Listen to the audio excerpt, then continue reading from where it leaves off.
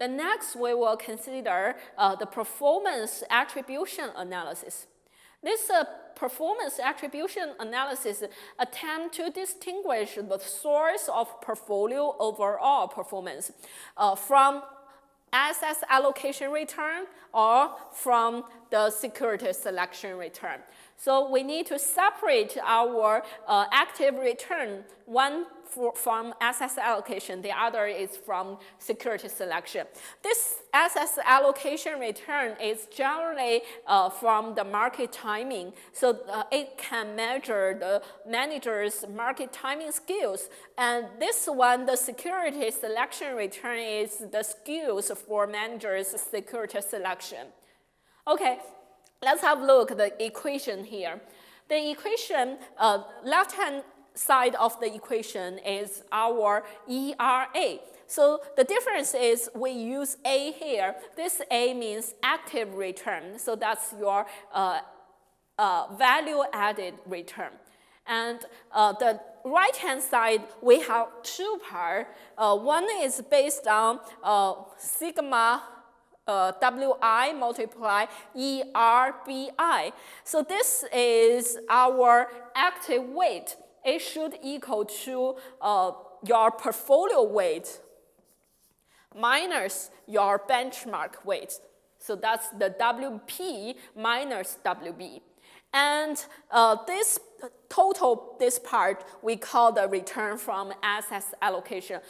We consider the different allocation from different asset class will get a higher return. And the second part is WPI multiply ERAI. So this is the return from security selection.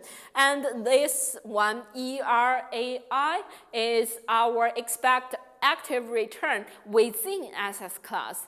So within asset class, we have, how can we calculate this active return, which is equal to our portfolio return minus our benchmark return. So that's the way equation, how can we calculate the active return? How can we separate these two returns for return from asset allocation and return from security selection? It is the most difficult part for this lecture is for this attribution analysis.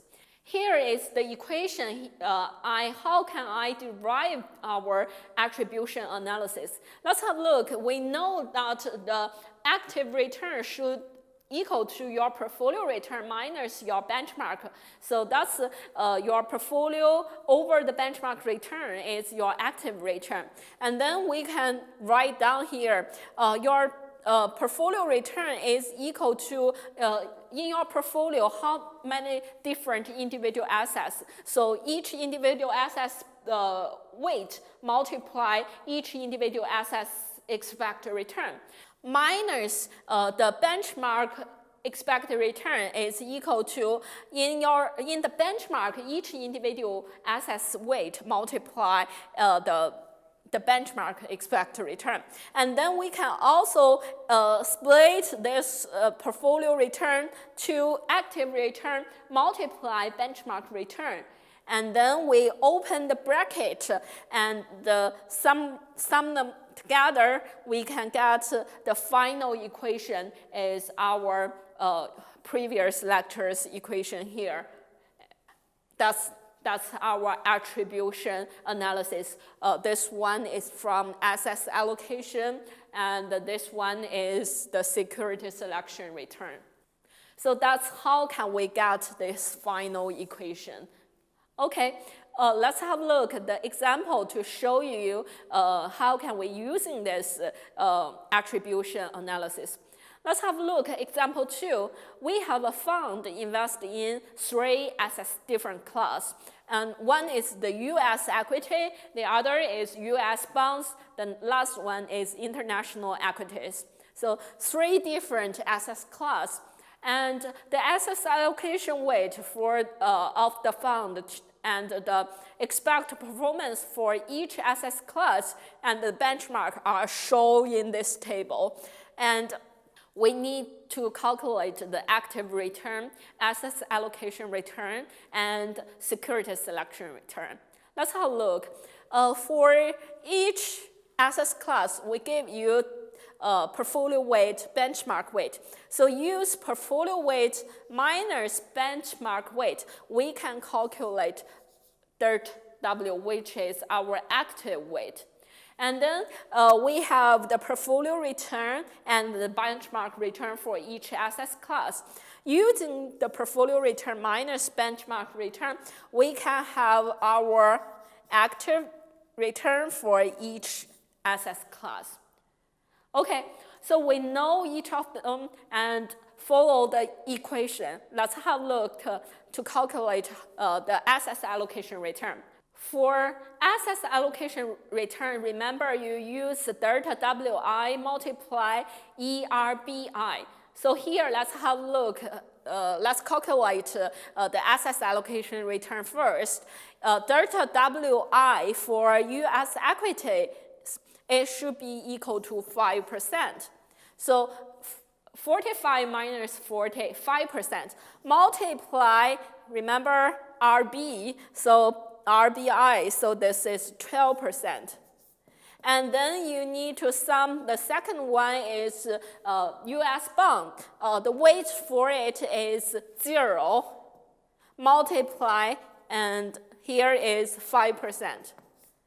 And the last one for international equity, the active weight is minus 5%. Multiply the last one, 11%. So you can calculate the asset allocation return is equal to 0.05%. So that's your asset allocation return. The next one is security selection return. For the security selection return, you can see here, it should equal to your portfolio weight multiply your active return. So let's calculate here. For portfolio weight, so we use U.S. equity should be equal to 45%. So 45% multiply your active return. So the active return should equal to 11% minus 12%. So that's the minus 1%. And then you need to plus, the next one is 30%, your portfolio weight. Multiply your active return, which is 6% minus 5%, which is 1%. And then the last one is your 25% portfolio weight. Multiply active return is 14% minus 11%, which is 3%. So if we write down all this, we can calculate our security selection return, which is 0.6%. So from this case, we can see the security selection return here, in this case, is much better than the asset allocation return. And the total return is sum of these two, so it equal to 0.65%. And in the empirical study, we find that the manager's security selection skills are not that better than the asset allocation skills, market timing. So it is easy for market timing compared with the security selection. And from the previous lecture or the previous empirical study, we find the mutual fund manager could not have a higher ability to compare with others. The results show the average return for the mutual fund is not much better than the index. So that's the last part we want to introduce is the attribution analysis to consider whether your return is from security selection or it is from the asset allocation. So in this class, we introduced the downside risk, the Santino ratio, and also the attribution analysis. I will show you an example from the Wind database. I just download this information from Wind. I show you an mutual fund, which is Huaxia CSI New Energy Vehicle ETF. So it is the ETF, and the system is the new energy vehicle, which is very hot recently, especially on the first half of this year. So let's have a look. This mutual fund, the legal structure is equity fund, and the investment style is the large scale. So it is the large size and balanced fund, and it is the style fund. And also the benchmark is New Energy Vehicle Index Yield. So that's the basic information for this mutual fund. And for this 新能源 New Energy Vehicle, let's have a look. This is the graph for this mutual fund. From the beginning of this year, probably here from here, let's have a look. The blue one is our fund result, and the red one is our benchmark result, and the yellow one is all the passive index funds return result. Let's have a look at the result. After the Spring Festival, there is a decrease for this part, this return. From the April, the new energy vehicles has increased sharply, so it got higher increase for this mutual fund. For our passive index fund, you can see it is not a clear increase, a sharp increase compared with the new energy vehicles. So that's the mutual fund result. Let's have a look at this result for this new energy vehicle mutual fund. This fund, the alpha is nearly 79%. And for the category, the quite similar fund, they only have 5%. So if you compare this alpha, definitely this fund is much better than others. And the beta for this fund is 1.1, which is larger than 1. So the systematic risk for this fund is much higher than the market portfolio. And the category is only 0.81. So this fund is aggressive. So the category is passive. Now let's have a look at the Sharpe ratio. The Sharpe ratio here is 2.3. So it's much larger compared with other categories. And the volatility is higher, downside risk is higher, and the lowest monthly return is higher than the categories funds, mutual funds.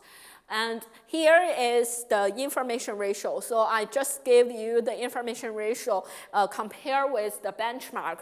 And this is the result. You can have a look. This sharp decrease information ratio IR is for the Spring Festival period. And then it will recover our information ratio. And the last one is I will show you on the database, we have a different selection. So you can select the different alpha, beta, R square, Sharpe ratio, trainer ratio, Centeno ratio, information ratio. You can select each of them. And then here you can select the period, whether your data is based on monthly data, daily data, or quarterly data.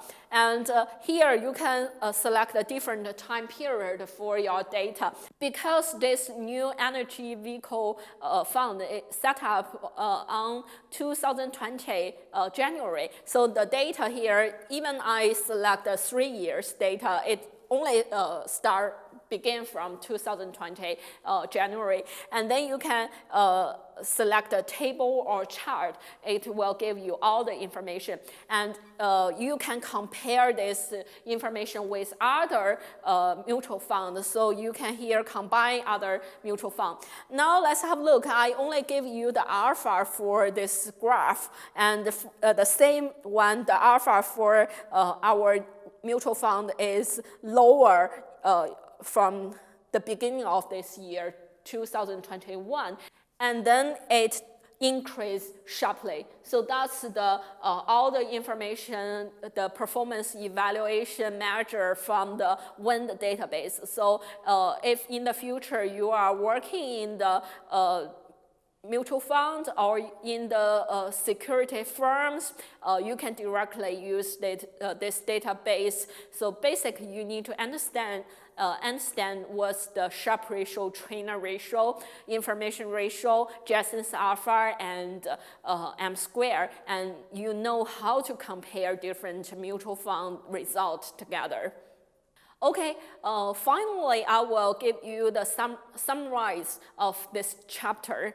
And this chapter, we have introduced the evaluation of portfolio performance. And for the first part, we introduced different portfolio performance measures, which include trainer ratio, Sharpe ratio, Jason's alpha, M square, information ratio. And then we compare the first 4 different measures together. And the information ratio only consider the active investment strategy, so we didn't include the comparison for this information ratio. And in the future, if you are interested in active portfolio management and active strategy, you can learn information ratio, IC, IR, TC, and BR, etc. There are lots of different for active management measures. And the next part, we introduce the portfolio performance evaluation, sum extension. So for this sum extension, we consider the downside risk. So we introduce the Sortino ratio to consider the downside risk. And the last one, we introduce the attribution analysis to consider the management skills from market timing or from security selection. So we separate our active return to asset allocation return and security selection return. So that's the last chapter for this whole course. Hope you enjoy the whole course, and thank you so much.